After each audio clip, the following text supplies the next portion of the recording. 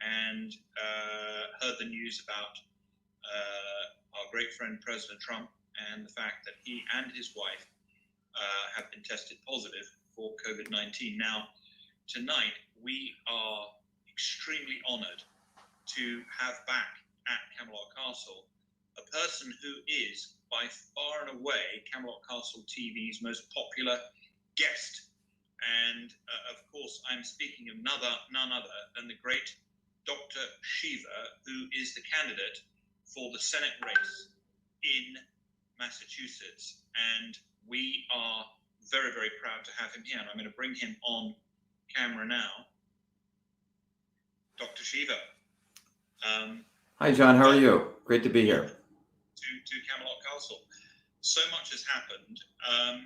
Where should we start to unpack what is going on? I mean, you were one of the first people to actually write to the President of the United States, and I think you just retweeted it out, an actual solution for COVID. Let's start with that. Sure. Well, first of all, it's great to be here in Camelot Castle, John. Thanks and hope you and Irina are doing well in your audience. So I think what you were just sharing was that last night, actually this morning when I got up around 3 or 4, I saw that the president had announced that he and his wife were both documented with having COVID. And then I think it came initially from Hope Hicks, who was his press secretary. So in March 23rd of this year, I sent a letter to the president, which basically said there was no reason to do a shutdown, that we could actually help everyone by doing what I call a personalized medicine approach. And that tweet and everything went viral all over the internet. But in that letter, which was around, I think, a 3 or 4 page letter, which I know reached the White House, then I got a call back from the deputy director of policy, and we had a long discussion about Fauci and essentially the errors that he was doing. But the guts of that letter were basically very, very practical advice, John, which basically said, look, we should divide the population so not everyone is being locked down and not everyone is being treated the same way in the sense of, the one size fits all medicine. The idea was that you take the people, one group of the people who are diagnosed with COVID right now as a president. The second group are those people who, let's say, were in critical condition, right? They were about to go on ventilators, et cetera. The third group of people were people who had pre-existing conditions, diabetes or some immunosuppression. And then the fourth group of people were all of us, everyday people who were reasonably healthy. And what that letter, the protocol I laid out was for each one of those people. There were very different protocols given, but it was all vitamin based. And the 4 or 5 things that I proposed was using vitamin D, D3 specifically, vitamin A palmitate to be specific, vitamin C, zinc, and also iodine, potassium iodide. And what it laid out in that letter was with Fauci's model of shutting down everything was inappropriate. But for people with COVID-19 who were diagnosed, okay, let's quarantine those people, but give them a high dose of vitamin A and vitamin D3 to start with, 50,000 IUs of vitamin D3 over 2 days, okay? And then you don't have to give it to them until the next 30-day period, but a 50,000 dose 1 in day 1, 50,000 dose in day 2, and 400,000 IUs of vitamin A. And it's laid out in the letter, John. By the way, the dosages that I'm recommending have been tested over many, many years. There's about 80,000 papers written on this. So this is not some sort of fringe approach. And in fact, John, about a week ago, I did a live with a gentleman that called me who runs a small business in Massachusetts. He said, Shiva, I was about to go on ventilators. They said, I was in critical condition. And what he did was he took the 50,000 IUs of vitamin D3, and literally in 24 hours, John, he said, I turned the corner and I was heading into dangerous conditions. So what I'm saying is actual medicine. It is meaning medicine that if people want to do it, they should consult with their doctor. And this guy consulted with his doctor and he said, my doctor said, what you have here is better than what we could do for you. But that was for people with COVID. And I also recommended vitamin C as well as iodine and iodide for adults, 6 drops. There's a brand called Lugol's. I don't make any money off of them, but it has iodine and iodide in it. And the reason that's important is for thyroid function. So why is this important? Well, vitamin D3 is an antimicrobial. It's not, by the way, just a vitamin. It's a hormone. And ideally, in the summertime, you're getting it from the sun, and your body builds up that vitamin D3 in your liver. This is why a lot of the homeless people didn't get COVID-19, or they didn't really have any issues with it, because they're out in the sun all the time. If you are a person of darker skin like me or African American, you actually need 15 times more sun, 5 to 15 times more. Okay, it's not just a little bit. And because, from a genetic standpoint, people are darker skin, it was to protect the sun, so we need more sun. But that sun's rays, the UVB radiation, when it hits our skin, the body produces vitamin D3. And through a series of chain reactions within our body's an amazing pharmaceutical machine, it actually produces another chemical called cathelicidin antimicrobial proteins, CAMPS. And so those cathelicidins, John, are almost like bullets. They literally break up the cell wall of a bacteria, of a virus, of a fungi, or a parasite. These are pretty amazing antimicrobials, and these go back all the way to early periods of evolution. In fact, they're one of the most evolutionary conserved proteins. So the vitamin D3, which we get from the sun, produces that. It's an antimicrobial. However, if you're not getting enough of that, you have to take the D3 supplementation. And most people are deficient in vitamin D3. After I put that out, John, in March, now, I think a week ago, this very foolish person, Fauci, who should have been fired a long time ago, then he's saying, oh yeah, maybe we should take D3 supplementation. Second, just this week about vitamin D. Well, too little, too late, too little, too late. And, these people do not support vitamins because they really want to enhance people's health, because their credibility is being stained, and they'll just do enough of it so they can maintain credibility. The second vitamin that's in there is vitamin A. Vitamin A palmitate. It's a much more usable form of vitamin A. And again, with people who have COVID or who are in critical condition, I recommend it a very high, like a blast dose. Okay, 400,000 IU. And by the way, this has been used for many, many years for people with measles. You can even give it to kids. It's a documented treatment. It's not something I'm making up. So why is vitamin A important? Because it literally protects the structure of the cell membrane and their integrity. As you age, John, your thyroid function goes down.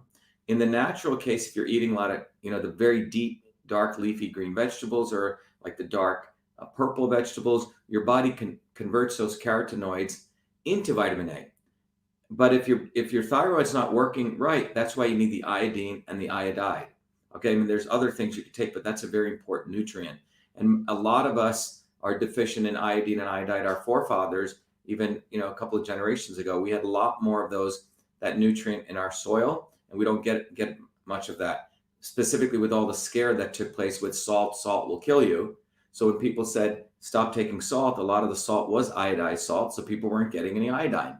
Okay, so the iodine is important. And then obviously vitamin C is important, because it's like shock absorbers, like I like to say, for your body.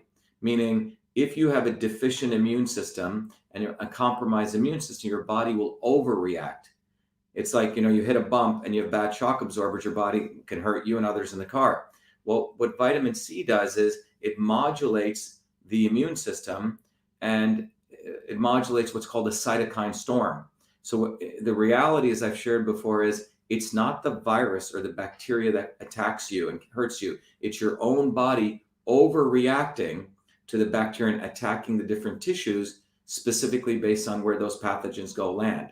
So that's the important principle here. Again, none of this is talked out on mainstream media. None of this is talked by Fauci. All of it is wait for the vaccine, wait for the vaccine, wait for the vaccine. So that's why vitamin C is important. Those people with the second group that I wrote in the letter to the president who were in critical condition, about to go on those ventilators, if I were any one of those person's son, or daughter, I would say, look, you got to give them at least 50 grams to 100 grams of vitamin C IV drip titrated over a 24-hour period. Now, why is that good? Again, proven in many, many ICU situations where you can get people out of the ICU, because vitamin C is an extraordinary nutrient for modulating the immune system. It's shock absorbers. It's an antioxidant. And so there was a story of a doctor, John, after I put out all this out there, an emergency room doctor, about a young 40-year-old doctor, probably was destroying his body, running around in the emergency room. He ended up getting COVID. Then and then they put him on the ventilator, and they said he's got 2 days left to die. Now, in that case, the doctors, because they care for one of their fellow doctors, they said, okay, let's put him on high-dose vitamin C. And that's what they did. And within 24 hours, he was fine, night and day. And I think they gave him one immunosuppressive drug, but that was minimal. But they gave him the high-dose vitamin C, which is pharmaceutical grade vitamin C. By the way, if you can't get it IV, it's been shown that even the powdered form in high dosage is just as good. You'll get diarrhea, worst case, but the high-dose vitamin C. And then finally, zinc. Zinc is important because zinc stops the virus replication process, as I've talked about. When a virus comes into your body, first it tries to get in, violate your integrity of your cell membrane.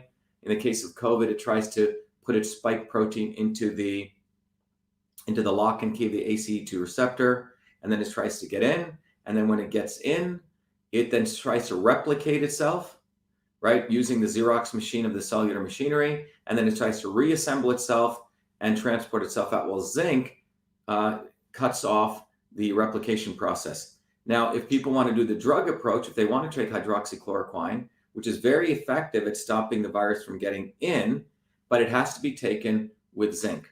So anyway, right now, you sent me number one, I want to say that, a lot of our guests here are asking where can they get a list of these vitamins. At the very beginning of the show, you said you just actually tweeted out letters. Well, we'll get to the tweet. As you know, the Secretary of State of Massachusetts called Twitter to shut down my Twitter because I was exposing election fraud, and we'll come back to that. But they can go to my Facebook page. In my Facebook, I have it. It's literally the letter. I reposted it, and it's got 4 sections in there, 4 groups, and which outlines all of this in very, very, very nice detail. And I'm pleased to say that I've gotten a call that I did. I know this has saved people's lives. I got a call from a guy who said, "You saved my life." And people like Fauci have killed people. These medical doctors who have very little training, unfortunately, in the immune system have inadvertently killed people, because the business model in the United States was, if you got COVID, $13,000 for positive COVID, and then you got $35,000 if someone died, and if you got the ventilator, probably another $50K. So people like Andrew Cuomo in New York, those hospitals made a lot of money. It's a disgrace. What I've said, vitamin D3, vitamin C, vitamin A, zinc, and iodine are things that are minimal cost. A poor person can afford them. Anyone can afford them. So, but the pharmaceutical industry doesn't want to promote this. They want to direct it to vaccines, John. And the main reason is pharma is failing.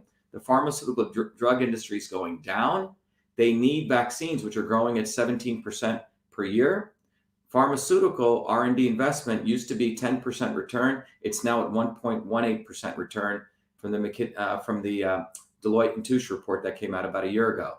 So the entire pharmaceutical single drug industry is failing. So that's why they're doing vaccines, because it's their big, payday. And vaccines are a model that grow at 17% plus per year, compounded annual growth. So that's what this is about. It's not about public health. So to the president, I say nothing to worry, frankly. If he should probably, he has, they say he's a little bit overweight, but he's in good shape. But the entire West Wing should go on his protocol. I know they have it. I know the president got it. His former wife, who is a big fan of ours, had it taken to the White House. And then I did get a call from the White House, and I had about an hour call with the deputy secretary there.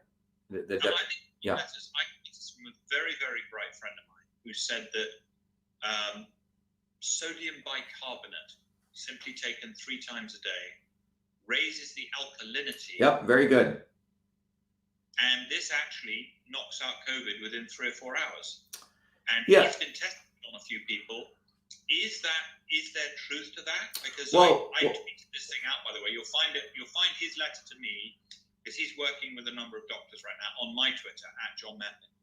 What's your view of sodium bicarbonate? Well, look. So sodium bicarbonate alkalizes the body. Okay, a lot of bodybuilders take it. Okay, but it has some side effects. Okay, you can get some people have stomach issues. The reason it's good in a short-term basis, John. As a dose, right? When you want to do it, but the reason I recommend what I just the 5 items is boosting your immunity. Forget COVID for a second. There's going to be another virus and another virus and another virus.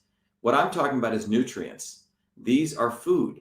Now, ideally, you get it from the sun. If you're your skin color, John, you should go out, take your jacket off, expose your arms, right? Hang out in the sun for 15 minutes before you put on your sunscreen. Sun gives you the vitamin D3. Huh? Expose my abs. And your abs, everything. Yeah, so your abs, but I'm saying you need to expose your skin. Some people are afraid of the sun. We'll do it at least for 15 minutes if you're afraid of the skin cancer, et cetera. Then put on your sunscreen. The vitamin A, all the carotenoid foods, the dark green leafy vegetables, dose up on that. And also take the iodine, the sea vegetables. And then vitamin A, obviously you can get this from the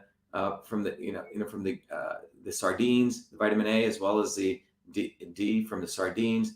I'm sure you get a lot of good Atlantic salmon up there. If you can get the fatty fish, the mackerel, these kinds of things, that's where it should come from.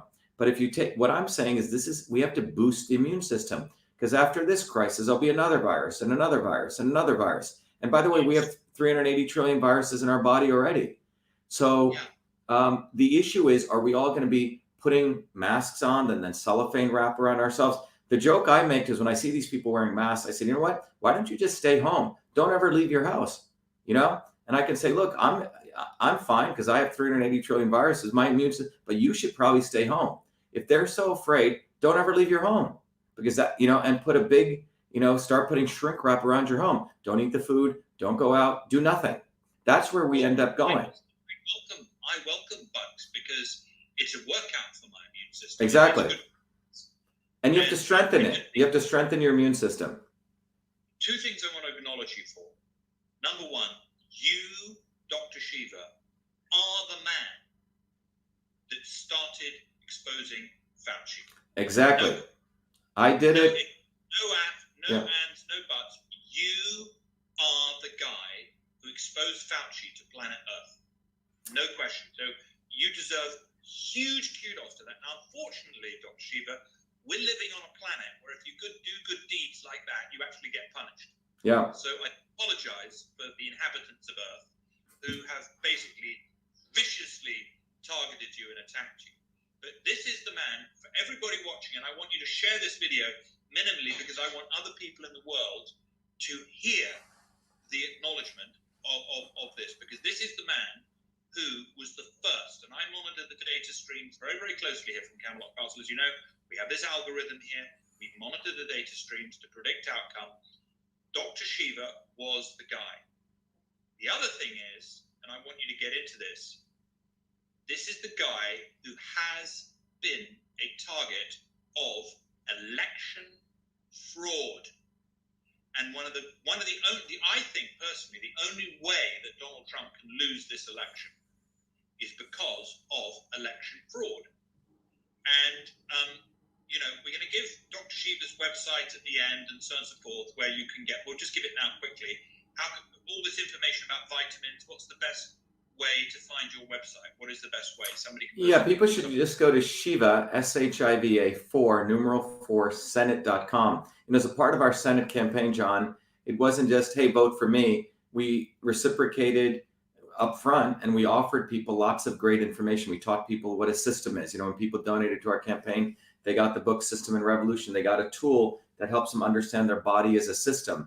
Because if people can understand systems, they can themselves unravel frauds like Fauci. But I appreciate that. I think credit is important. The reason credit is important is people need. You deserve the credit. You did it because it was the right thing to do. Right. But I think the reason. You were the guy. Yeah. Before everyone is like, oh, Fauci, Fauci. Exactly. And the reason I was able to do that, John, because of the hard training I went through, which really taught me systems, going all the way back to India when I learned traditional systems of medicine for my grandmother, and then I went to MIT and got all those degrees, the engineering degrees. So, and I know all these guys, right? I know all these academics at MIT. Most of them have now become, unfortunately, practicing the oldest profession in the world.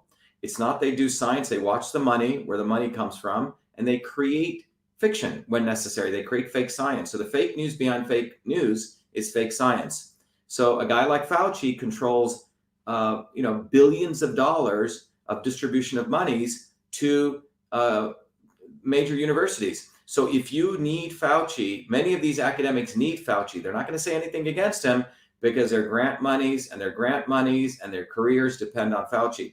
Fortunately, I made money on my own. I don't owe anything to Fauci or MIT or any of these major institutions. And I have a PhD in biological engineering. So when I saw this nonsense, and if you look at Fauci's history, he's been, unfortunately, I hate to say this, he is a fraud because he has put forward a fraudulent model of the immune system, which says you always have to find a bug for every disease. If you have a complex immune system, and by the way, the history of medicine, unfortunately, has been almost like bad, lawyering, where or bad criminal justice, where you find the wrong guy and you pin the crime on him. In this case, you find any virus, any microbe, and you say that's the cause of this. And when you do that, there's a lot of money to be made because you can divert the problem away from the system's understanding of the body, which is, hey, the body is a complex system. We need to boost the immune system. There's always going to be viruses in some microbe. And so Fauci's part of this long history, 40-year history, of always trying to find some bug and pinning a disease on that. When this is really, really bad medicine, it's bad science. He did it with HIV. His friend Robert Gallo was being exposed of the HIV correlation to, AIDS, which there is no correlation. And then he saved him and he took on that mantle. So he's built a career, enabling pharma through very, very poor science at best, fake science at worst. That's what Fauci's, fortunately, I don't owe anything to these people. And I did call him out first. And it's important because that was done as a public service. And now, John, is what you referred to. I'm here also to call out something very deep and fundamental to election fraud, because separate from my degrees in biological engineering, I've been programming, built the first email system when I was a 14-year-old kid. I've been programming since I was 14. My training is in engineering systems, and I started looking at the fraud that occurred to our election, which we're not going to let them get away with in the primary. We were headed for a landslide victory, John, landslide. And the Banana Republic, the grassroots following. Total, yeah. I saw your grassroots following. You had Twitter engagement through the roof. You had social media engagement through the roof. You had people turning up to your rallies. You had support right the way across the Trump base. You had international support. Exactly. You're very popular now in England, of course, thanks to Camelot Castle TV. Thank you. A lot of people in England know who you are, and basically, they basically bloody skinned you alive with this election fraud. Well, the unfortunate problem. What happened? Yes. So, John, unfortunately, the problem is they've been doing this to a lot of people. Massachusetts, in many ways, is a center of the deep state on multiple levels. On the medical side, this is where all the fake science comes out. It gets innovated here and percolated out. And also on the election side. So let me explain what happened. As you said, John, we ran, and we're still running, a very powerful bottoms-up campaign. I'm a working guy. I came from working class families, worked all my life. All of our volunteers, no one was paid, John, not one paid volunteer. But we had people working 24/7 on our campaign from all different realms. We had a gastroenterologist, full-time doctor, working. I saw that you were getting. I mean, it's unbelievable. And by the way, you still have, because that support and those people, still love you. And they're escalating, John. They're growing now. It's growing. Yeah. The base is growing. So what's happened is, if you think about it, we got about close to 30,000 donations all over the United States.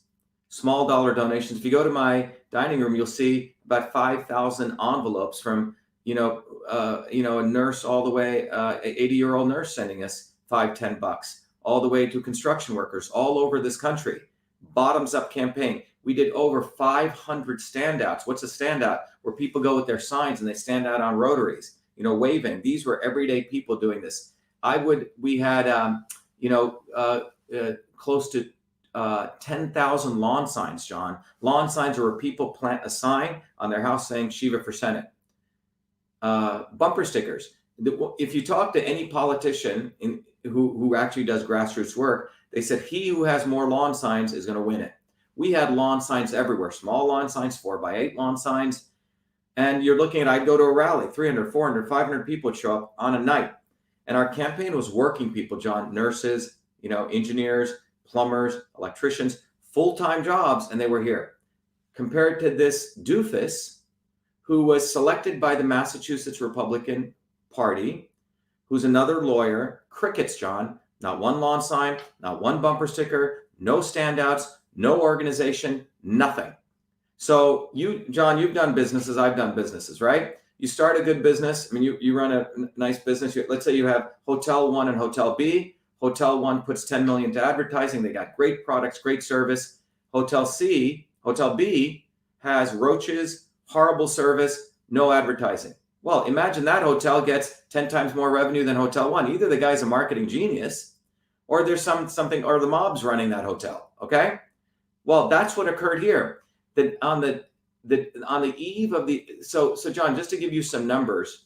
So first of all, just to summarize that, bottoms up campaign, vibrant campaign. By the way, we had 14 billboards all over Massachusetts, the major highways, network TV advertising, network radio advertising. Everyone knew our name. Underfunded. You were not underfunded. Well, we were funded. I mean, first of all, most of these, we didn't pay consultants, right? We probably put $750,000 into advertising. No one does that in a primary election. You know what? With your outreach, I reckon you got $1 billion of social media. Definitely. Reach. Definitely. No question. Because there was a point during the lockup that you and your voice, I mean, I was getting emails from everybody. You've got to interview Dr. Shiva. Dr. Shiva knows what's going on. This is the thing. Dr. Shiva. I mean, in my inbox was filled. Yeah. And I was so honored that you came on to Camelot Castle TV and, your story. And by the way, anybody watching can actually see, because there was one interview that we did where you just took us through how you arrived at where you've arrived to. And your story and who you are as a spirit is really, it is a thing of great, great beauty. And it's very sweet of you, John. Say, those of you, we have a lot of spiritual people watching. And I will say there is this saying, cometh the hour, cometh the man, cometh the moment, cometh the being. This Dr. Shiva is a being who is here on earth to perform a great, great duty. And I can tell you this, is for him, it is not about power. It is not about money. He is absolutely willing. You see, we're joined here tonight by Amanda Jane Eliash, who is one of London's most popular billionairesses. And by the way, for anybody who does want to donate still to your campaign, how do they do that? How can they actually help by flowing you money? So what they can do, John, is they can go to shivaforsenate.com, and there's a donate button there. Remember, for a federal campaign, people in the United States can only donate. However, what we do is when people donate to our campaign, I give them a very nice book called System and Revolution, and I also give them a tool that they can understand their body as a system. Now, some people from out of the country said, hey, Shiva, we still want to support you. They can go right to Your Body, Your System, which is the website, and they can, support us there.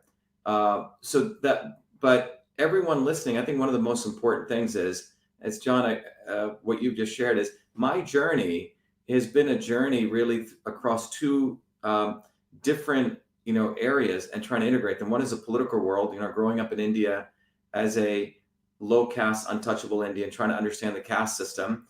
And then the other system of watching my grandmother, who was a traditional systems healer, who, was a farmer for 16 hours and helped heal people and never charged anything in that small village. So understanding medicine and political systems. And what's really interesting, John, you talked about spirituality. I did an interesting video. In the Western Christianity, there's a very amazing deity called the Archangel Michael, and he has the feathers actually of the peacock feathers, beautiful, colorful feathers. Yeah, it's very interesting. And Archangel Michael is known as the healing. He's the healer, right? You call upon him for healing, medical healing, but he's also known as a warrior. He's the one, when heaven was being inundated by the devil and Satan, he's the one who chased him out for God. Now, so keep that as Archangel Michael. When I was a child growing up, my grandmother, in her home had all the great deities, across all different religions. So, Christ was considered a son of God. One of the deities she had was the son of Shiva in the Indian pantheon, called Murugan, or Karthikeyan, the other name. And his familiar, he rides the peacock. That's his vehicle for riding. And he also, like Saint Michael, carries the spear and in this story, in the Indian mythology, he's the one who chased away the asuras who were invading heaven and to support the devas, which are the angels. And he's also the god of medicine. So what I find interesting is those are two of my deities, because I find myself in many ways bringing a lot of medical knowledge, and I'm also a warrior in the political world. So these. I don't know if you know this. I don't think I mentioned it last time, but Camelot Castle sits on the St. Michael line, which is a ley line. Oh, really? Wow. And comes through. And this sofa where I'm sitting literally is parked on the St. Michael line. So that's why I say at this time, there are no coincidences. Wow, I didn't know that. Wow, that's beautiful. And, the truth of the matter is, you have been destroying a few demons. And those demons, by the way, will never be as powerful again as a result of what you have done. And because the truth just has this capacity to, one of my favorite Indian deities is, I think he's Ganesh. Ganesh. And he rides a bandicoot. And he's called, I think, the god of obstacles or something. He removes obstacles. Yep. Yeah, he can get through any barrier, can't he? Yep. And but for those that haven't looked into, where would you suggest? Because there's a lot of people here that are spiritually interested. If you were very, very new on the subject of wanting to understand Hindu and Indian religious philosophy, where would you start? Well, that's a good question, John. Hinduism is so disorganized. It's a technology. Yeah, I mean, there's a text called the Mahabharata, Mahabharata. There's another text called the Ramayana, Ramayana. Okay, and these are epic stories. The Mahabharata, one book in the Mahabharata is called the Bhagavad Gita. Okay, but we tried to read the Bhagavad Gita, and I have to say, yeah. It was, and I'm relatively literate. It is tough going. It's tough going. So I'm saying there's some versions which have come out. I learned a lot of the Hindu, when I grew up as a kid, they used to take all the Indian stories and they used to make them into comic books, John. Okay, like they were like reading Marvel comics in those days. Okay, and they were beautiful stories, right? So you learn about all the different deities, etc. But the essence of Hinduism is a concept of avatars, that God ascends continual beings to the earth to be the sons of God. So Hinduism does not have a problem with Christianity. It can easily accept that Christ is a son of God. But it believes that there are many sons of God, God sends at different points in the history of earth. So, and those gods manifest, those the beings that come here manifest the energy of different deities.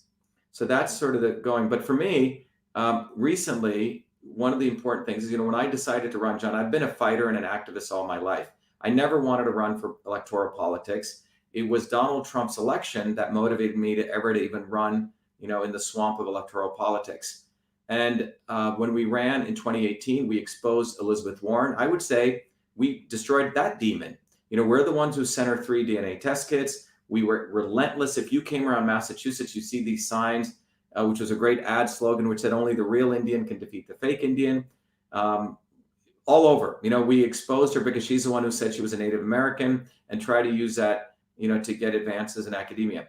In this campaign in 2020, when I ran as a hardcore Republican, but in Massachusetts is an epitome of there is no Republican Party or Democratic Party. It's like a uniparty Communist Party state. It's one state, and both parties work against the working people, whether they're Republican or Democrat or independents. So we ran, as I mentioned, this very powerful campaign in the primaries, because you have to win the Republican primary. So there's in the United States, the Democrat primary and the Republican primary. In the Democrat primary were two lawyers running, a guy called Ed Markey, who's very closely associated with AOC, who supports a Green New Deal, and then another fellow called Joe Kennedy, okay, who's the nephew of the other Kennedys. All right, so 39-year-old kid has already about $50 million, all trust fund kid. Again, another lawyer. Over on the Republican side, it was me and this other fool who was put in place by the quote unquote Republican governor of Massachusetts, who hates the president, who hates Trump. Okay. In fact, he's the one who critiqued Trump. In fact, in Massachusetts, the Senate just to bugger up Trump, basically. Is that it? What's that? Because one, the Republicans, if they'd gotten behind you properly, this race would have been a late. Oh yeah, I would have destroyed Markey. Yeah. So what they have in Massachusetts is a power sharing agreement, John. The Republican governors, I put double quotes, do not ever want. They give the 2 seats for Senate to the Democrats, so the rhinos can. And by the way, President Trump hit Charlie Baker on the 24th after we started exposing election fraud here. He said Rhino Baker, and I'll get to that. But the bottom line is, and if you go back to this guy, Charlie Baker's mentor, it's another fellow called Bill Weld, who ran against the president, who actually, a Republican who endorsed Joe Kennedy. So basically what I'm trying to say, the establishment is one. They're one unit in Massachusetts. When I ran and we did all this advertising, all this stuff, John, we blew their mind. They go, oh my God, we're going to lose everything. I'm saying both parties were afraid of the true Republican, the true American, the true person who represented the working class in Massachusetts, me. The deep state is terrified. The deep state is highly terrified. So what do? They find some fool who could barely talk, another lawyer, and this guy was nowhere to be found. So what happens on election night? On election night, I knew that I do a lot of math, a lot of statistics. I knew that there was going to be around 325,000 people voting at minimum. Now, how did I get that number? Well, in 2018, 600,000 people voted in the Democratic primary, 260,000 people in the Republican. So add those together, you get 860,000 people, okay? Well, once they put in what's called mail-in ballots, John, across the United States, the number of people who were voting obviously increased because people are sending the mail-in ballots to their home. Well, it increased by minimum by 25%, maximum by 200%, which means double, okay? So if I go back to the 2018 Republican primary, I just said there was 260,000 people. So I'm saying, okay, minimum, conservatively, only 25%. So I knew at least 320,000 people minimum were going to vote. To be a little bit safer, let's say 400,000 people. So I knew in order to win, I would need to get 201,000 votes, okay? So our entire campaign team, our phone calling team, our social media team, our ground team, our goal was to make sure that we would get about 20,100 people pledging, which means committing to vote for us. Because according to campaign mathematical science, it's typically 10 to 1, John. For every one person who says, I'm going to definitely vote for you, that means there's a circle of 10 other people who will also vote. So on the evening of September 7th, we had 22,000 pledges. So I knew, John, I had 220,000 votes. And I knew this other fool at best had 100,000 votes. The night before the election, the Secretary of State, a very corrupt guy who was brought up on charges before for manipulating votes of military voters, he announces only 150,000 Republicans are going to vote. Okay? On August 31st. Didn't make any sense. 260,000 voted in 2018. He's saying that 110,000 less people are going to vote. And everyone on the street was telling Shiva, landslide, landslide, landslide. You have this. And here's the Secretary of State the night before. So I knew something, there was some fix going on, John. So how many people actually end up voting, John, is 259,000 people. 0.5% less. Meanwhile, the Republican votes went from 600,000 to 1.3 million. So the Republicans doubled in their votes, and the Democrats doubled in their votes, and the Republicans went down. Doesn't make any sense. So I knew they threw away my votes, John. So on my announcement, so we're seeing the votes come in, and in the one county, John, where it was hand counted, I win. In all the other counties, 60-40, 60-40, 60-40, 60-40, like 60% 40, like almost perfect in every other county. So I knew there was election fraud. I mean, it's just like, it was obvious. So I gave a speech, and I basically didn't concede. And I said, screw these guys. And I said, I'm glad we have the Second Amendment in the United States. Okay. So starting on September 1st, I'm trying to decipher what's going on. And this is what I've discovered in summary. In the United States, when you go to vote, there are two kinds of ballots, John. If I fill out this paper, right, which is my vote, and I put, you circle in the dots who you're going to vote for. If you go to a precinct where it's hand counted, John, where someone literally, it goes to a human being, that human being now is going to count your ballots. Okay. So that means a human being looks at it and says, one vote for Shiva, one vote for John. Okay. In that case, that's a hand counted ballot. That ballot is the actual count that took place. Does that make sense?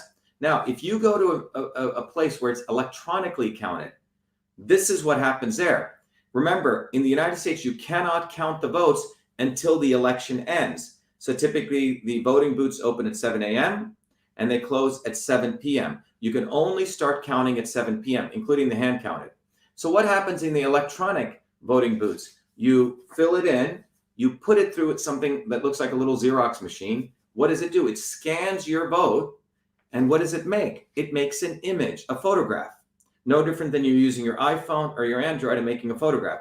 So if 1,000 people come to a particular precinct to vote, what are you going to have, John? 1,000 voters came in, and you're going to have what? 1,000 images.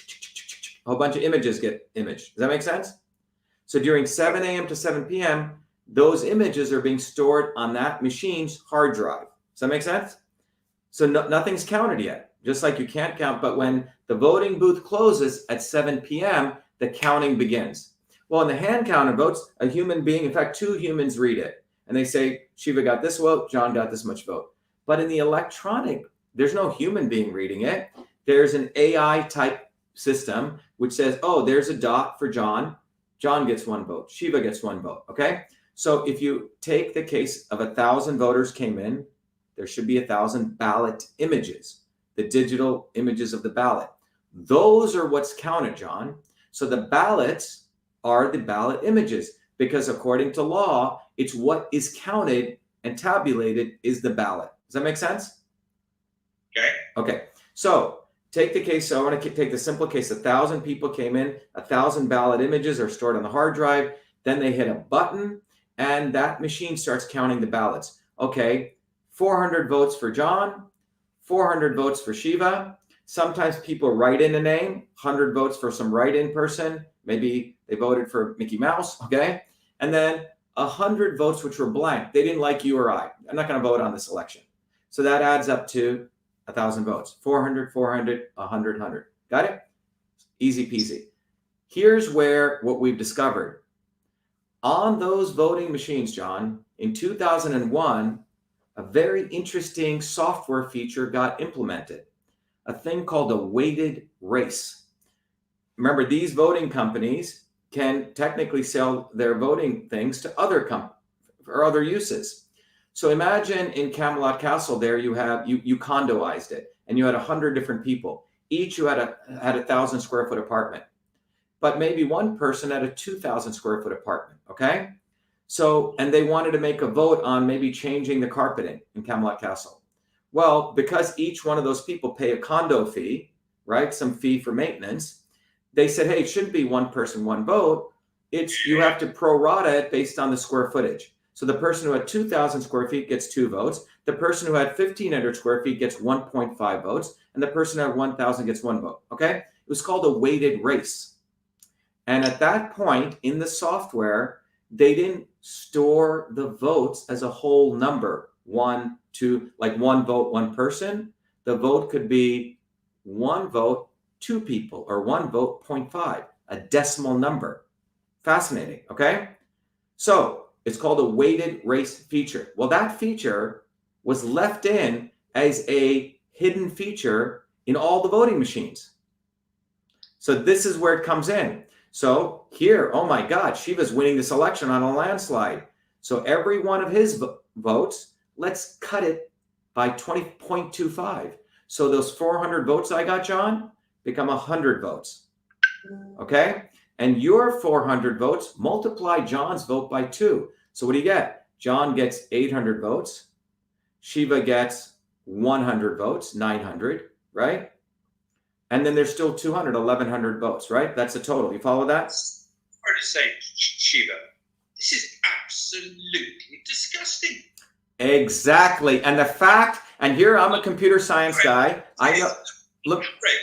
So John, the fact is, this is what I feel like it's a blessing. You know, God put me here to find this. Maybe here I'm finding, I know computer science. I've been programming. Here I know basic math. Fucking outraged, and I'm English. It's a fucking outrage, and I'm glad you use that word because I am not a sweary creature. And I tell you what, if you have not shared this video, because what Shiva, Dr. Shiva, the great Dr. Shiva here, has exposed is a fucking outrage. Yeah. And you know, these voting machines, so what you're actually saying is they see you're coming ahead in it, and they've got a special program they can flip in the voting machine right. that can minimize your vote. Let's say we're competing, and could give me a few extra points, even though I'm bloody useless. Yes. Well, you can multiply your vote, John. The critical thing is, to those people who are software engineers on the call, have a little bit of programming experience.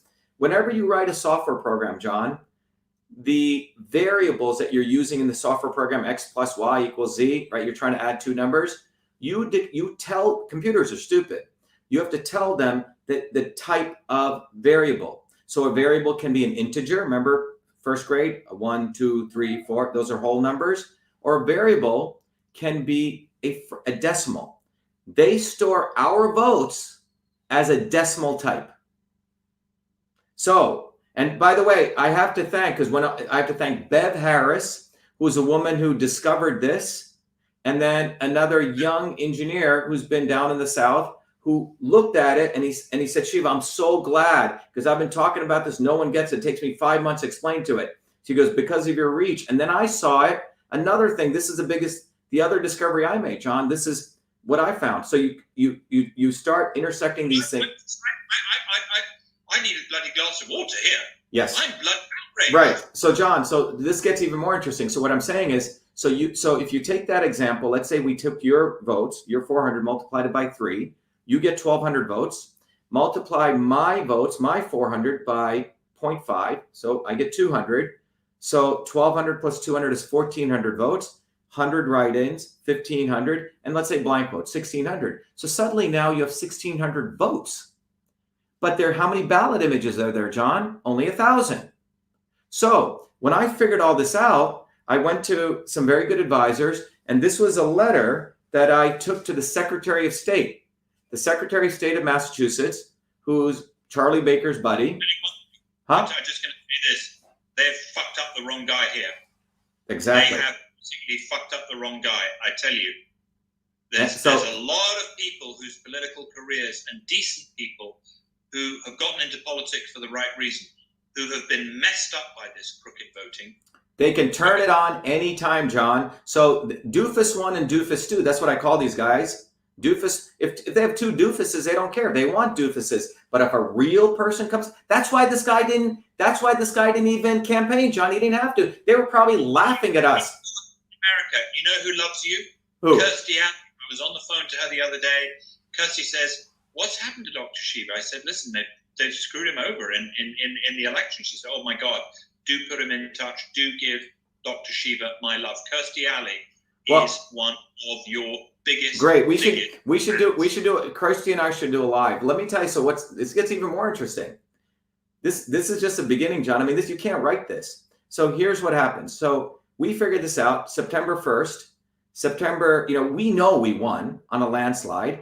Everywhere. There's no way you could not have won that nomination. Exactly. So we go everywhere, John. People are saying, how did you lose? We never even heard of this guy. I never saw a bumper sticker. I never saw a lawn sign. That's Sorry.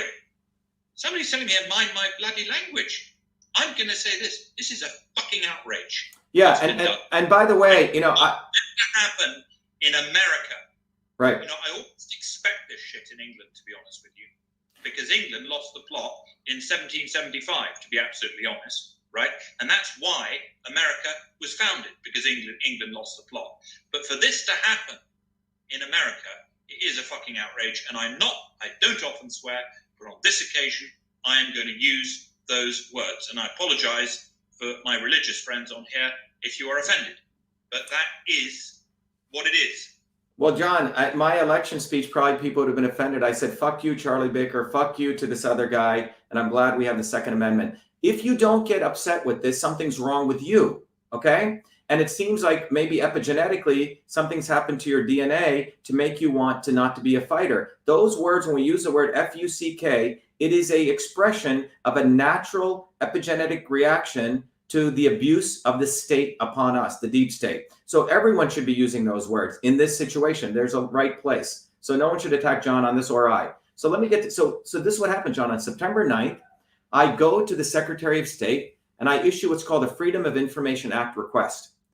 And it's a 4-page document. And I want to thank a guy called John Brakey, who's been out there trying to do this in his own way. And what we said was we want all the ballot images. Remember those electronic ballot images? We want all of them. Yeah, good. Okay? Because what happens on a voting machine, John, is when they click that button, the ballot images, which are on the hard drive, are analyzed, and then the votes are counted.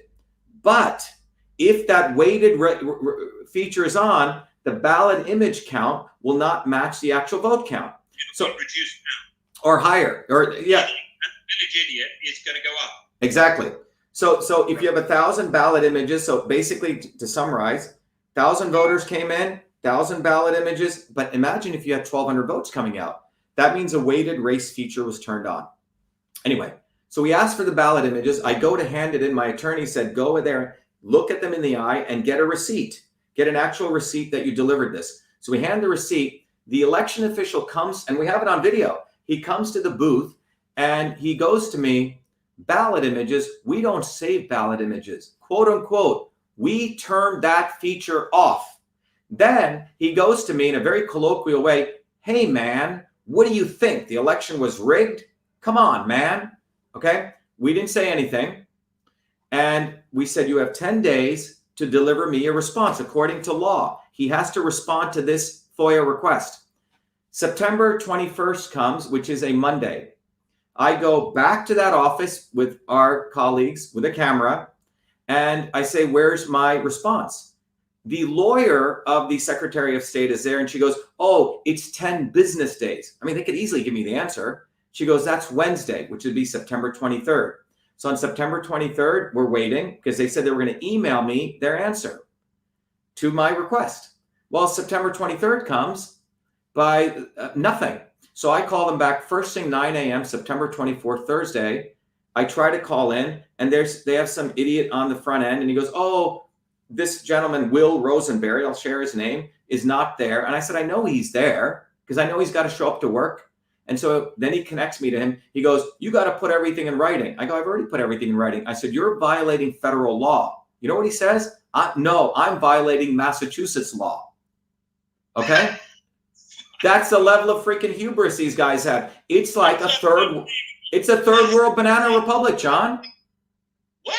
It's a third world banana republic. This is how punes behave in these third world republics, right? So. What sort of thing did you expect out of something like sort of Guatemala or something? Exactly. It would be very disrespectful to Guatemala. They probably have fairer elections. By the way, Venezuela has voter IDs, just to let you know. We always attack Venezuela and Cuba. Anyway. So I said, when am I going to get my response? He goes, sometime today. I go, what time? He goes, I don't know. I go, you need to give me a time. He said, 5 p.m. I said, how about 4 p.m.? He goes, no, 5. I said, okay, 5. So Thursday, so after that phone call, which is Thursday morning, I documented an email. I said, you have just told me you have not delivered it and you've acknowledged you're violating Massachusetts law by not even just responding to in 10 days. Within 10 minutes, John, because I documented everything, I get an email from the general counsel of the Secretary of State, a woman called Michelle Tassinari, a public official. And she basically says in her email, Massachusetts is prohibited from saving ballot images. Okay? Prohibited, which means she knows that federal law demands it, and she says she's prohibited. So I write back and say, can you please tell me the law or statute in the banana republic of, I didn't say banana, of Massachusetts, which allows you not to save ballot images? And no response, crickets. The next day, which is Friday, September 25th, I get an email from her saying, yes, we saved the paper. By the way, you're supposed to save for 22 months. You know, the paper that you put into that machine, but we don't store the ballot images. Because remember, the ballot images, let me just read you the law. This is the actual US law. By law, what they have to do. The law clearly states, by law, that all records generated in an election must be saved. Well, that ballot images, it didn't exist before, it was created. It must be saved. That's federal law, USC 20702. I've learned some of the law. Okay? Any court is going to rule on this, that this is a record created from the election. Exactly, John. You nailed it. It's a record generated. That's what it says. Any record generated in connection with an election must be saved. So then she doesn't respond. I write back and I say, you still have not responded back to my question. What is the statute? And I say, you have illegally deleted ballots. You violated federal law. And I said, this election is null and void. Then what I proceed to do, John, because I'm tweeting all day, I take the 4 screenshots of those 4 email interactions, her email to me, my response asking for the law, her email back to me, and then my saying you violated federal law, and I put it up on my Twitter. That was Thursday the 25th, okay? That night, on Friday the 25th, that night, the governor of Massachusetts, who I think is a criminal, because he did this to another Republican candidate before, a Republican, he gets on TV and he starts, it was a very weird press conference. He's a Republican, starts attacking President Trump for saying, President Trump, how dare he say that he won't step down if he loses? And he looked, and I knew it was a diversion. He looks at the camera and he goes, when an election is over, it's over. The people have spoken. And he's sweating. It was against us. Okay? This is... You know what happened is? His crime was missed. Basically, you stirred his crime up and he had to then justify it. Exactly. And he used Trump as a foil. And in that press conference, right, the next day, President Trump hits him. He says, Rhino Charlie Baker, okay? Because there's a lot of fraud going on. I don't have the exact tweet. And I retweet the president's tweet. And that Saturday morning, I get a notice from Twitter that I've been suspended for 7 days. And then we find out that the secretary, and then you start unraveling this. There's an organization. All of these things are so date coincidence that you know that these people are complicit. Well, it's even more obvious, John. This is what happened. The Secretary of State. You've got the devil by the tail. You do realize you've got Definitely. the devil by the tail. Because what has happened to you, by the way, in Massachusetts, is what is going to happen in hundreds of other places on November 3rd. Exactly. And they will cheat big. It's so important. Like this video, listen, I do ask you to share my videos. If there's one video I'm going to ask you to share, is this video of Dr. Shiva's explanation. And please, somebody who can edit videos, get the key points in this and make little clips and so on and so forth and fucking splatter this all over the internet, right? Because this is a fucking outrage against democracy. Exactly, okay? John, you nailed it. And this is the essence. This is the essence of democracy. If you cannot trust the ballot system, okay, there is no chance for freedom on this planet. And it undermines, listen, I'm an Englishman, but I would be the first to admit that America, 1775, did exactly the right thing in telling the British to fuck off. And that's what happened, right? Why? Because freedom of the planet was at stake, right? And that is what is at stake now. And this man, he is the guy who has exposed Fauci. And this is the guy who has got the reason that you are exposing this electoral fraud. So this is your message. I'm so pleased that you are on this show, because the one good thing about my viewers here, or our viewers, because this is your show, right? We're only doing this for you. I'm not doing this for any reason other than the fact that if I don't do it, I'll feel dreadful, right? The fact of the matter is we have to protect freedom on this planet. And so if you care about freedom, I got a question for each of you viewers. Do you care about freedom? Because if you do, share this damn broadcast. Sorry. Yeah, no, John, thank you. Look, the bottom line is what you nailed, John. I put this forward as we have controlled democracy, not real democracy. So when they take the span of all possible people that could participate in the democratic process, and they control it to doofus 1 or doofus 2. Tonight we are joined by Dan Maudsley, who is a very, very senior reporter in the UK. And he's just joined us with the news that President Trump has been moved to the executive suite at Walter Reed National Military Medical Center as a precaution. Now, thank you for that news. But Dan, listen to what this man is saying. Dan is a man with integrity. He is not a Trump supporter. And to be fair, Dan, you are a bit of a lefty, to be fair. But I like you very much. You're a wonderful being. And you know what? You are fair. You are fair. Please listen to what Dr. Shiva is saying. Please do. And it's lovely to have you on the broadcast. He's a very, very senior reporter with the BBC and with other news networks. Yeah, what's happened, Dan, great to have you. Listen, what's happened is a lot of these news organizations, BBC, AP, Facebook, and all these people, they're outsourcing their fact checking to another organization called Lead Stories, an organization that should be completely sued to the ground. We just sent them a cease and desist notice. This organization is doing quote unquote fact checking. So when I put out the facts about the ballot images, these guys called the Secretary of State. They never talked to me. And then they put out a story saying, oh, the ballots were not destroyed. Well, you're freaking stupid, or you're foolish, because the ballots are the object that is used for tabulating. So Dan, if you join new, when you go in the United States, a voting booth, and you fill in a paper thing and you hand it to a person, if it's counted by hand, that's a hand counted ballot, and they save those paper because it's 1-to-1. But if you go to a voting booth in the United States and it's electronically counted, that paper that you fill out is first scanned.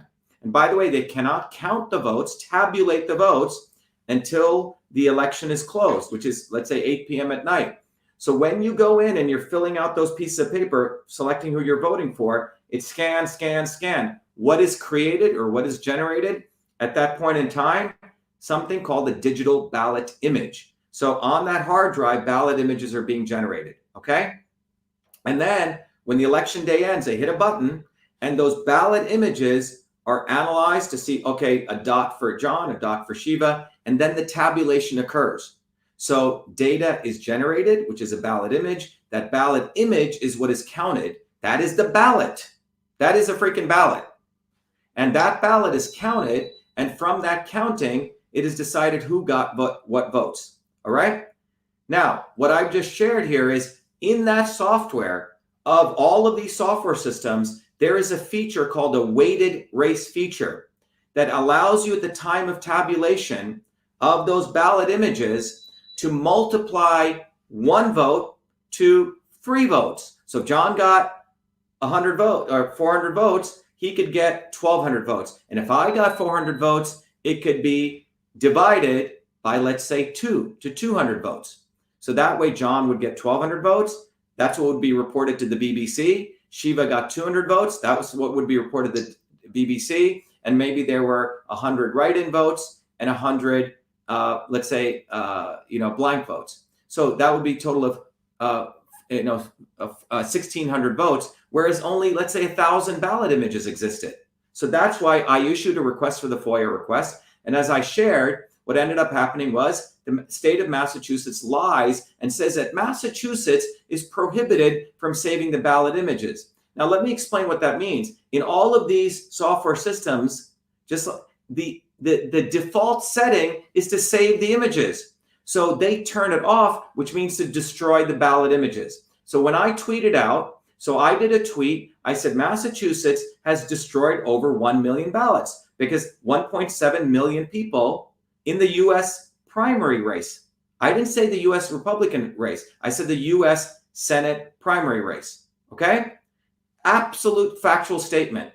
Absolute. This Lead Stories guys went and said, Shiva said only the primary race. There are only 300,000 ballots. Fake. My lawyers have put them on notice. Fake. Oh, the ballot images, they don't have to comply to federal law. That's absolutely false. They've never read the federal law. So based on that, and one of the stupid things these guys did was they articulated, they documented that this is where it gets Banana Republic. The Secretary of State of Massachusetts, the government, called Twitter to tell them to shut down the Twitter account of a U.S. Senate federal candidate who was exposing corruption. Now, imagine you heard that, because people always say, oh, those African countries or those brown people's countries are the ones that are corrupt. Suppose you heard that in Rwanda, the Prime Minister of Rwanda contacted Twitter to shut down the Twitter account of a parliamentary member of the upper parliament who's running for office, who's exposing corruption of the prime minister. And Twitter complied. I bet you the BBC and everyone would say, oh my God, this is awful. And by the way, this is not a left or right issue anymore. That's what occurred in the United States to a U.S. Senate federal candidate. Not only did they delete the ballot images, John, not only can they validate this election, but they attacked me. You talked about 1775. The reason the First Amendment was created, one of the most important reasons, not so New York Times could write whatever they wanted. It was created so you or I or a citizen could attack a public official. So we could, without being retribution, we could say, I don't agree with that senator. I don't agree with the Secretary of State. He lied. If they disagree with me, why don't they get on Twitter and tweet back at me? But they called a big tech company. And this shows that it's like, I don't want to hear anymore of people in the United States talking about, Venezuela and Cuba. This is Cuba. This is a one-party state. This is fascism. Supposedly in the most liberal, quote unquote, lefty state where, everyone is the white left liberals. No, not when it occurred here. They violated federal law because the federal law clearly states you must store and save any record, quote unquote, generated in connection with an election. And they're saying that Massachusetts has a carve out. That would be saying federal law says you can't kill someone. Oh, in Massachusetts, you can kill people. No, it's not how it works. That's not how it works. And the fact is, none of the press has covered this, but they would cover it if I was maybe a different skin color. Maybe it's a dark-skinned Indian guy who represents working people, black and white, bothers the left because for the left and for the right, they always want to have the left and right fighting each other. They always want to have black and white. Look, John, they have Black Lives Matter, and over here, fund the police. This is the same black-white narrative, John. Our campaign, we had police officers coming out. We had black people coming out. I won in the one county, which was hand-counted. And in all the other counties, this fool gets 60-40, 60-40, 60-40. It's almost someone multiplied my votes to get 40.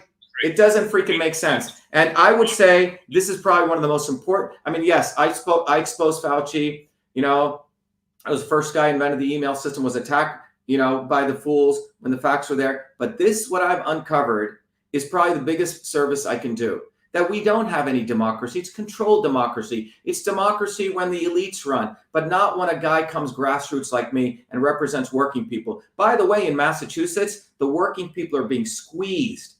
The infrastructure in Massachusetts is crumbling. F minus is what the American Society of Civil Engineers rated the Massachusetts infrastructure, the third worst in the country.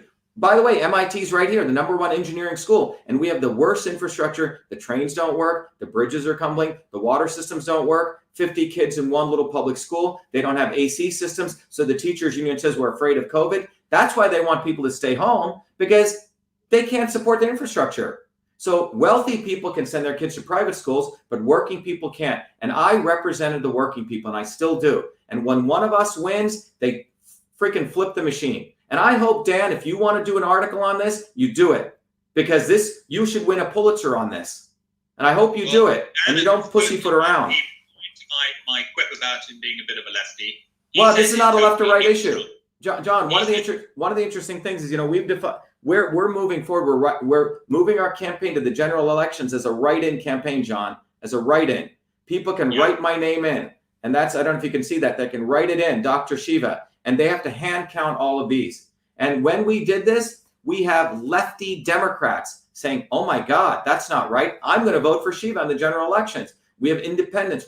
There's no, forget left and right. This is all bullshit. If you don't have democracy and you can't freaking vote properly, and the voting system has no integrity, is what I've unraveled here, there is nothing. It's all bullshit. But so if you don't want to expose this, that means you're part of the elites because you like it the way it is. That's to me what it says. I'll tell you something, Dr. Shiva. Dan Maudsley just basically put up another comment to say that he's not biased, that he basically is just interested in the truth. Well, Dan, you should call me. Dan, I'm going to give you my phone number, and you should call me right away, because someone should break this story big. And it probably won't occur because the U.S. media is so destructive, because the left and the right work together. So here's my number, Dan. Take it down, 617-631-6874. But if you're a senior reporter there and you want something that can win you a Pulitzer Prize, that's what you should do, Dan, because everything I do is transparent, and this is black and white. This is not even a gray area. Federal law says all data generated from a campaign must be saved. Dan Maudsley, who's this journalist who is actually listening to every word you're saying, okay, he's just lost his feed on Facebook. So he's just put in a thing, lost the feed, John. Yeah. So they're fucking our feed. By the way, John, just to give you an idea, I know, look, the way they want to do it, when people like this bring out facts, they try to brand you as conspiracy theorists. By the way, Wikipedia, that's what they call me. They have a big lawsuit coming. Both my phones, John, do not work since I announced this. I've got a brand new iPhone. I took it to the Verizon store. They say, look, we've never seen anything like this. A guy pulled me aside. He put in 2 new SIM cards. Doesn't work. He said, your phone is hacked. He goes, you're radioactive. I've never been afraid, John, when I exposed Monsanto, when I exposed Big Pharma, when I went after Fauci. But this issue is a dangerous issue for me. Okay, listen, what I want everybody to do on here is follow Dan Maudsley on Facebook and on Twitter. You'll find him on Facebook and on Twitter, and ask him to contact Dr. Shiva directly. Everybody here write to Dan. Because Dan is actually, I like him. He's been to stay here at Camelot. He's a family man. He's got kids. And I guarantee that one thing about, we don't agree on everything politically, right? But I will say this, and he's right. Look, listen, tables round for a reason. Dr. Shiva and I probably don't agree on everything, right? I don't agree with anybody on everything. Other than my wife, of course. I never disagree with Irina, never, on any subject, because she is Russian and she is bloody hardcore. And I would never go up against that. So, but Dan is a journalist of integrity. Dan, you are, Dan. Okay? And he's got a big future, Dan. And so please, if everybody could write to Dan and ask him to contact Dr. Shiva directly. I will also introduce you privately after the show, because we're text buddies, and he's been to stay at Camelot. So the YouTube feed apparently is still working, but I can see that something is going on with the Facebook feed. So flip over onto YouTube if you want to continue. But anyway, so what's the solution to this? Well, the solution is, John, the solution is very simple. The solution is you have to fight.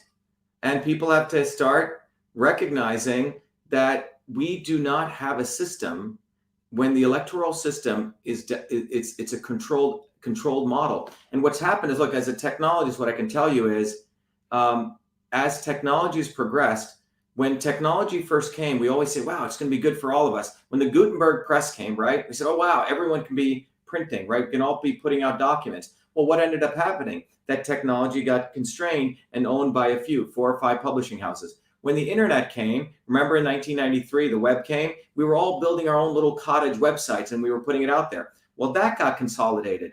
Facebook, Google, Twitter, AT&T, Verizon, I'm sure in the UK, Vodafone. So 6 companies. Because what technology is supposed to do, if it's not controlled by we, the people, and we outsource it, you can have even more, that same technology can be used to consolidate power at hyperspeed, at warp speed. That's what's happened. So within one flick of a switch, they can make someone a conspiracy theorist on Wikipedia. They can make someone, they can change the votes. I mean, we're talking about in seconds. Benny Smith, a guy has shown, a very nice guy who've become friends with Benny, has shown how in real time, you can flip those votes, John. Flip those votes in seconds.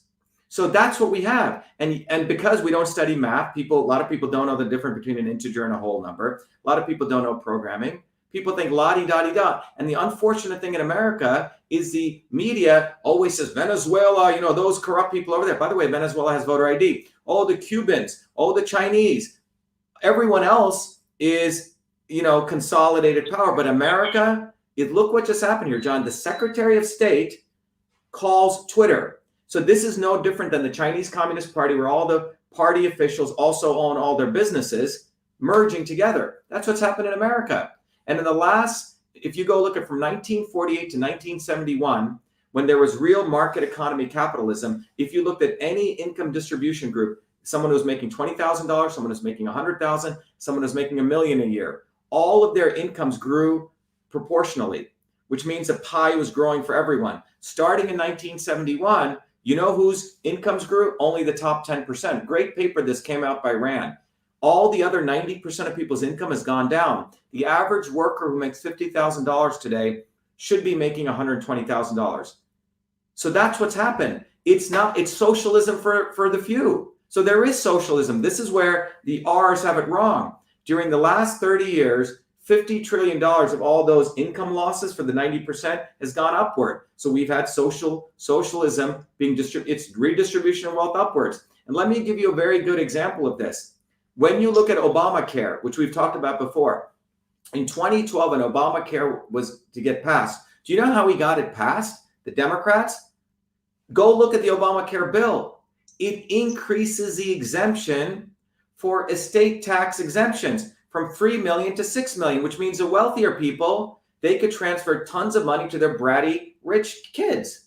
So Obama basically, so the wealthy on the R side, that kingdom got wealthier, and the wealthy on the D side, the big pharma, big insurance, and big hospitals, their stocks went up the day Obamacare was signed. This is the horse trading that they do. This is a left-right bullshit. Meanwhile, working people, the guy who starts a business, who's now, has lockdowns, who's got to wear masks, the guy who, is an innovator, the guy who's an engineer, the guy who's a doctor trying to feed his family, the guy who runs a castle, right? Trying to start a business. The people who actually do businesses and create value, they're being squeezed from both sides. That's what's going on. And the people who do not work, who hang out, never campaign, they can flip a switch. That's what's going on. And our campaign is the weapon against that. That's why they're afraid. That's why the Secretary of State basically threw the First Amendment in the garbage, calls up Twitter, and they take us down. And then they have a fake fact-checking organization, create fake fact-checking. So maybe when AP, very stupid reporter, called me, I gave the facts, she used them. She never even done it. So that's why, Dan, I would love to speak to you, because I hope the BBC is not using these garbage people. It's time that people went on the ground and did real journalism. But I've given up hope on that, John. But the bottom line is we got to fight. We got to escalate. And this is why revolutions take place, because finally people say, fuck this. I don't believe any of this. And that's what it's getting to. I am the least for war person that you would ever meet. And I'm certainly even worse than war with another country is civil war.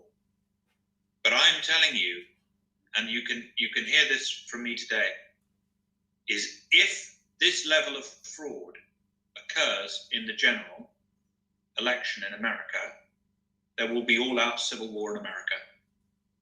And maybe it's good. Let me tell you the point I've gotten to, John, is that here I came to Massachusetts as a 17-year-old kid, 81, started, got 4 degrees, started 7 companies. I busted my butt, given a lot of jobs. I didn't have to do this. I run a business. All of the people in our campaign have jobs, John. They were out there in the rain and out there, working hard every night. And this fool doesn't work. And they steal a freaking election. This is bullshit. This is like we're slaves. And the election system, click, you get through this, and the ballot images are deleted. And by the way, when they cheat big, because if I want to recount, it has to be a 1% off. It has to be close. So they cheat big now. So they cheat big, so I can't get at the paper ballots. And the ballot images are nowhere to be found. How convenient. These people are absolute freaking crooks. Absolute crooks. So people should be angry. And if you don't use 4-letter words and something's wrong with you on something like this, you're lobotomized. I'm sorry. Something's wrong. It looks like we are about to get banned by Facebook because they're freezing our feed. It was being frozen in New Zealand. What I'd like everybody to do is on Telegram, please, everybody subscribe to Camelot TV Network on Telegram, because that may be the last way that we can get this stuff out. At the moment, we're still allowed on Facebook. At the moment, we're still allowed on YouTube. But please share this video, download it as soon as this, because this will be taken down. Okay, I know this. I know this crew. They're a bloody wrecking crew of this planet, and they're going to take this down. There's way too much truth in this video. So what I want you to do is immediately go onto Telegram and subscribe to Camelot TV Network on Telegram. Camelot TV Network on Telegram.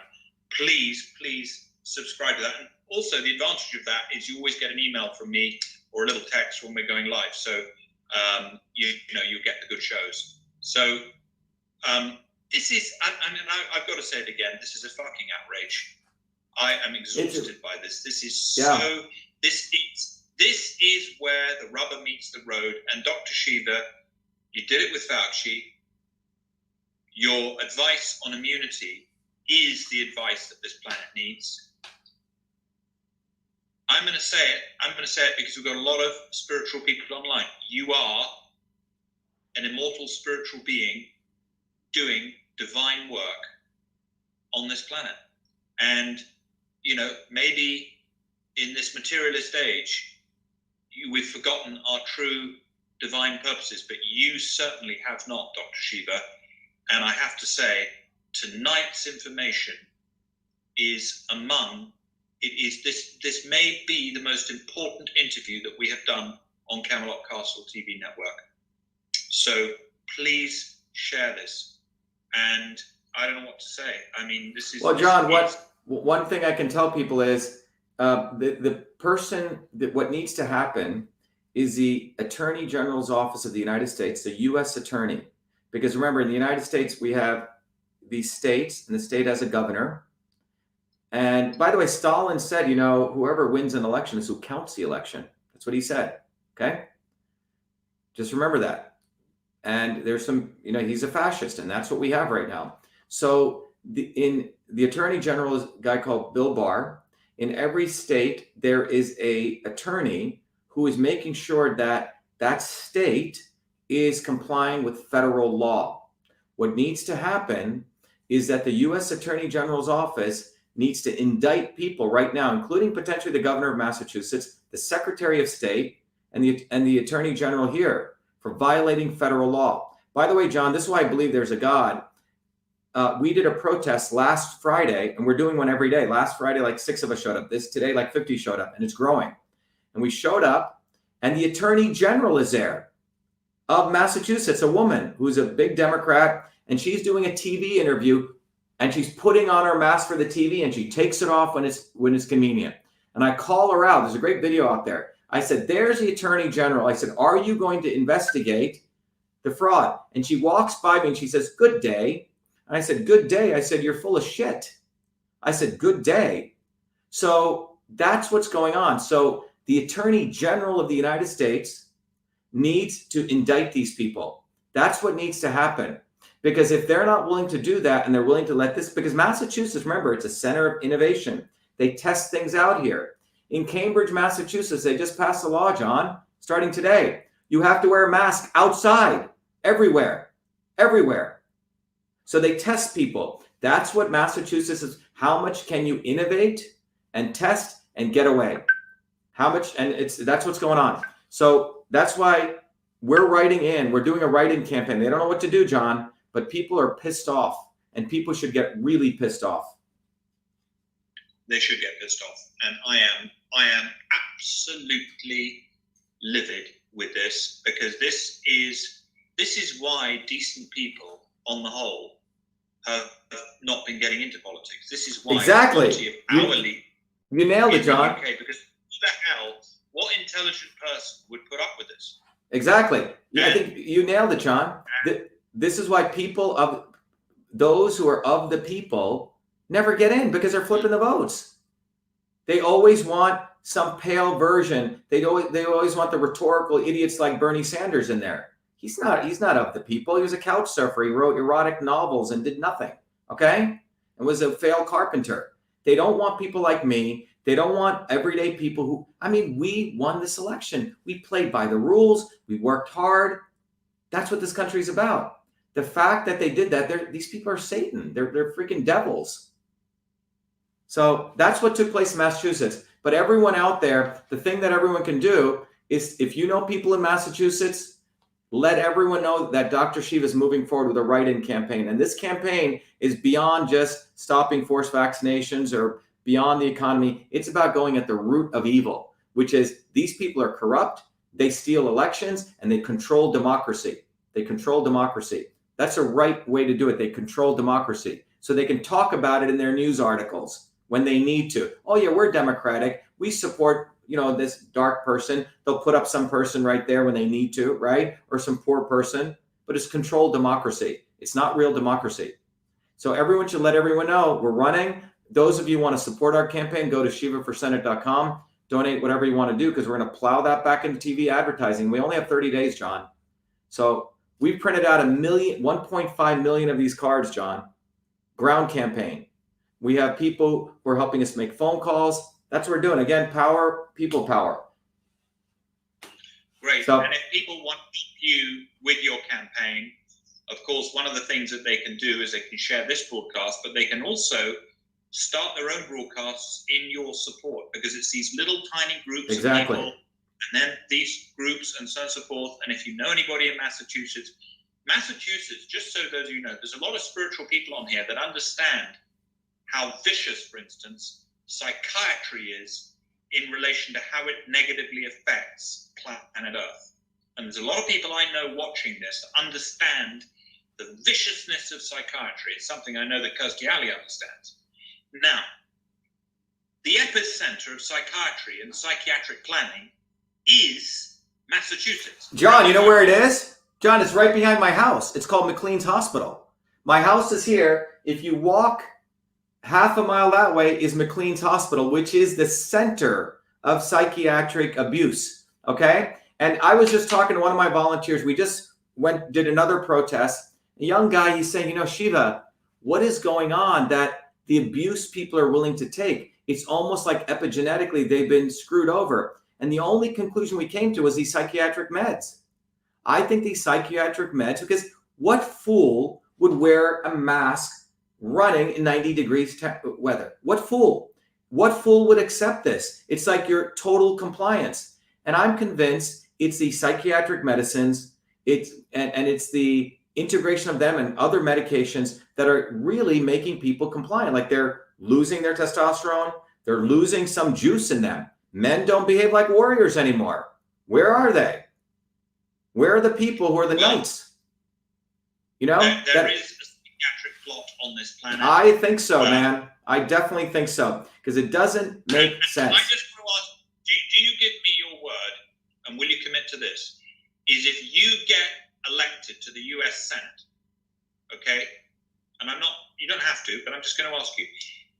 If you get elected to the US Senate, will you do your utmost to expose the criminality in psychiatry.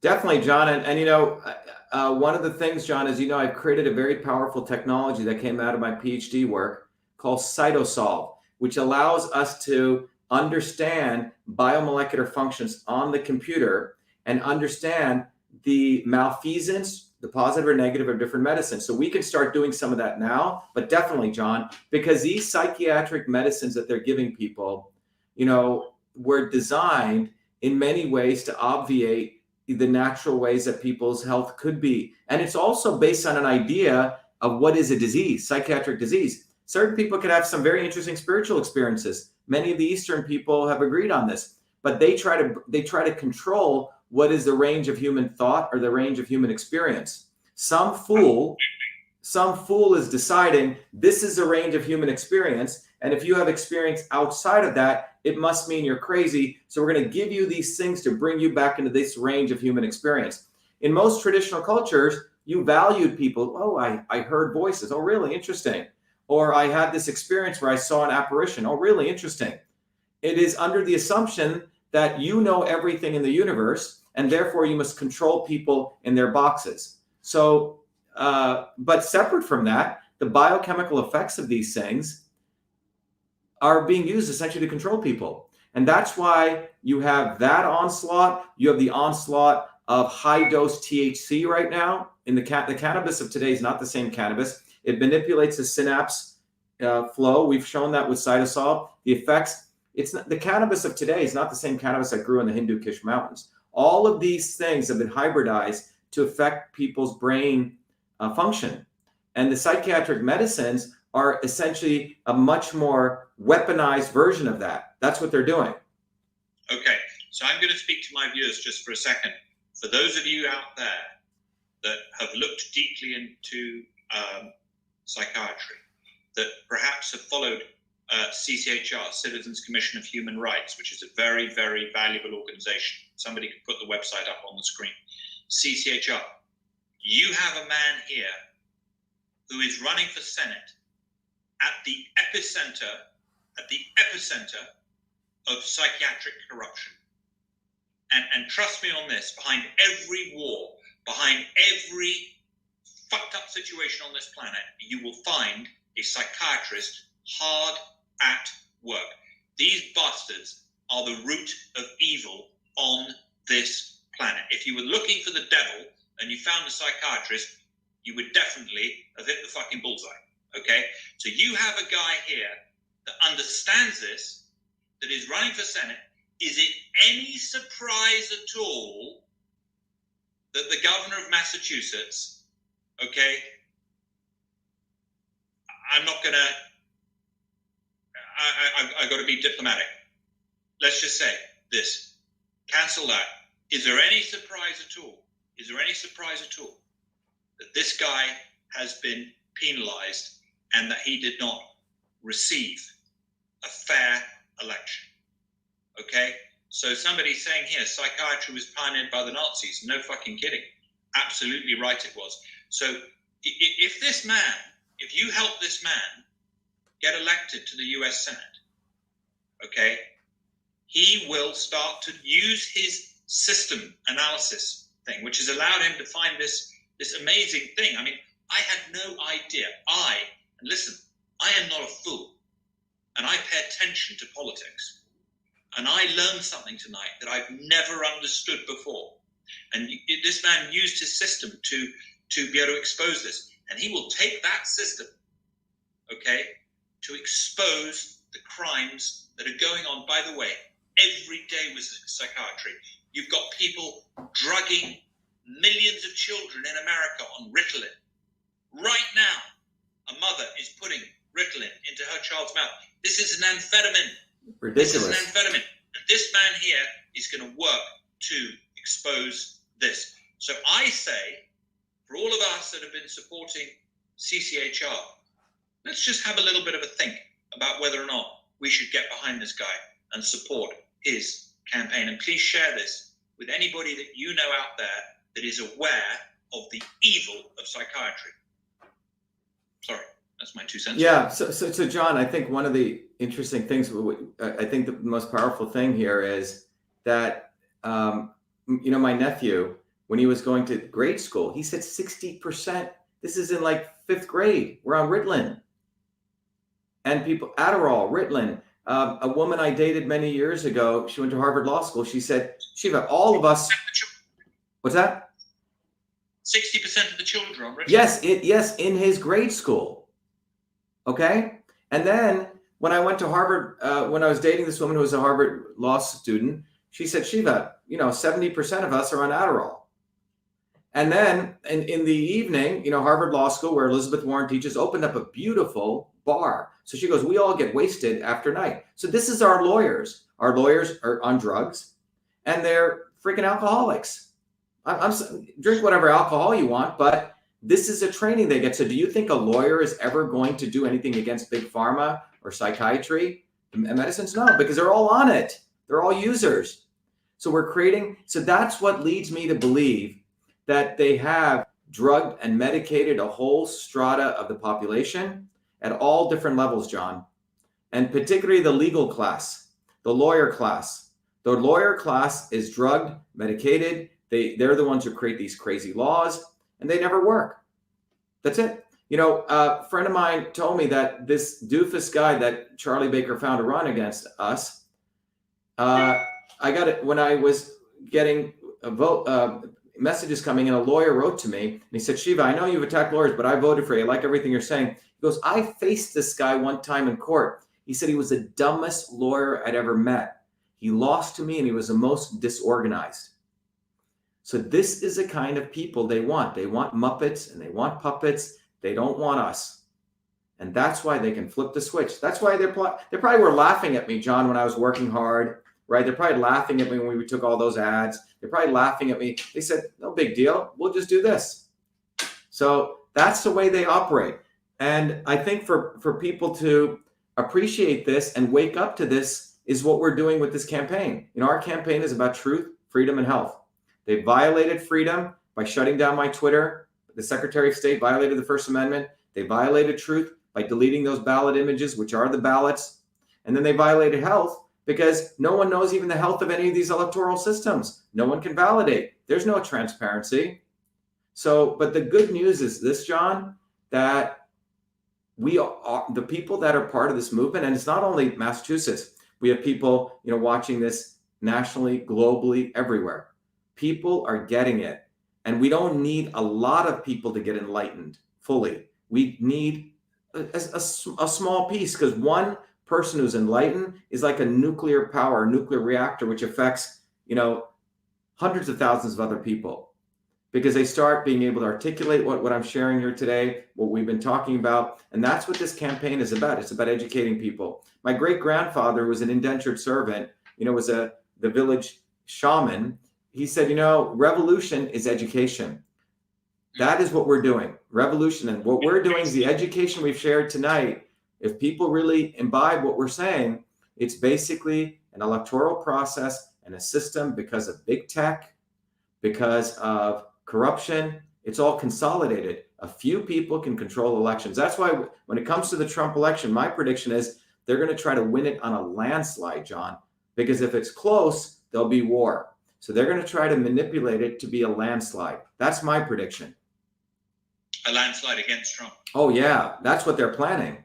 In fact, Michelle Obama, look at her last Instagram thing that she put up. She goes, that debate was horrible. We have to make sure that it's like, basically she's saying that Biden gets so many votes that it's unquestionable. Well, they have a method to do that. Very easy on these voting systems to do that. Wow. So America, you have a champion here. Somebody just put up, Dr.SHIVA is not a politician. He's a humanitarian. And I think that is absolutely true. And I can tell you this, the only reason we ever engage in politics at Camelot Castle is for humanitarian reasons. And just so it's open knowledge, I have never, other than I placed a nice bet on President Trump winning, but I have never been paid by anybody in politics, certainly in the last 20 years. And, this is something that we're doing purely for humanitarian reasons, and it's just what works. And what you've done to expose corruption here tonight, and I really would request somebody who is clever with videos, because I'm not very clever, I'm not very technical with the videos, take some of these sound bites and use them and create little clips. This has been a long video, but you can go and you can scan it through, and please share this, use this. I waive my copyright on this, and just feel free to copyright it, and I'm sure Dr. Shiva, is that fine with you as well? People sure, can just share this. Share it everywhere. In fact, it's a decentralized model, John. I just started making sure, because when you said they were attacking us, so started seeing if I could stream it somewhere. But I think the important thing here is everyone take this, cut it, use it everywhere. Put it out there. Yeah. No, it's very, very interesting. Very, very interesting. Well, thank you so much. Sure, John. Thank you to all you and your audience.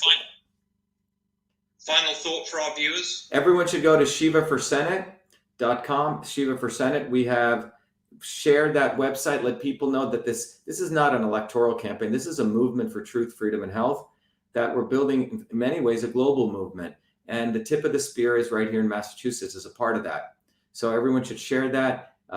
If you have people, we have people across the country volunteering. They can make phone calls from wherever we are. We have created an app. They can donate, and let people know in Massachusetts that we are moving forward with a write-in campaign. By the way, there have been 2 senators who've actually won write-in campaigns, John. One was Strom Thurmond. Another one was, I don't care for another woman called Lisa Murkowski. Very similar thing occurred in a Republican primary. The GOP establishment was against her. She did a write-in and she ended up winning. So this is not far-fetched, especially 2 ingredients when you have support and you have visibility, and we have both. So these write-in campaigns. So Lisa Murkowski, she's a very important senator. She won. Yeah. She won. She won campaign. So she bypassed the system. She bypassed the system. She comes out against Trump, right? Because she basically says, I don't take. She doesn't take a positive, a left or right view. But the point is, the GOP establishment in Alaska was against her, and she lost the Republican primary. She ran against a no-name lawyer. Okay. Alaska has 54% independent voters. Massachusetts has nearly 56% independent voters, which means people aren't in either party.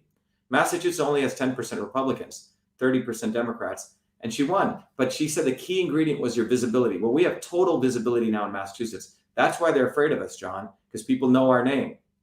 And the other thing is letting everyone know that I am running as a write-in. That's the important thing. People need to know Shiva's not walking away. He's escalating. So that's why we need to let everyone know that the Shiva for Senate campaign is moving forward. And we have about 30 days, less than 30 days. November 3rd is the election. Starting tomorrow, it's a 31-day or 30-day countdown. Well, Adorable Deplorable just said, just donated. This is incredible. Awesome. Thank you. Somebody else asking, how can they donate? How can they donate to this? They can go right to shivaforsenate.com and they can donate. shivaforsenate.com.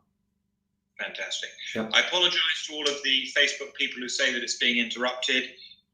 You can catch this on YouTube. Apparently the feed there is still in good order. But thank you so much, Dr. Shiva. You are a star. And thank you very much. Thank you for having me, John. Thank you for everything you do, John. Thank you. Be well. Thank you. Bye-bye. Good night.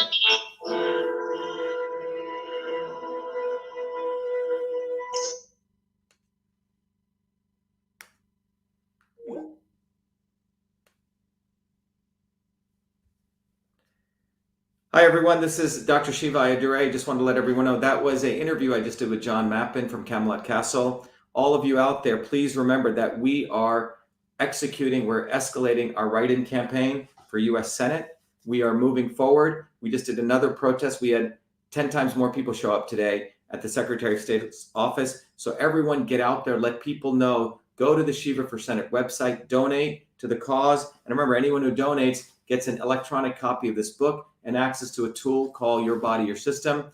Please also volunteer. We need more people making calls. So if you go to our website, you can literally go there and you can go down to the section that says volunteer. If you scroll down on the volunteer section, You fill out your name, and you can fill out the section that says on the bottom that if you go way down to the bottom here, it says, I would like to hold signs, or I'd like to make phone calls. Just click that. So we need people doing that, and obviously support the campaign in whatever way you can, but let all your friends know in Massachusetts, we're escalating. We're not going to let them get away with this. They stole an election from us. They've deleted the ballot images, and what they've done is a federal crime. And we have to make sure enforcement takes place. So everyone, this is Dr. Shiva for Senate. Let's win, and let's escalate the movement, because without freedom, when it's controlled democracy, that's not real democracy. Thank you. Be well.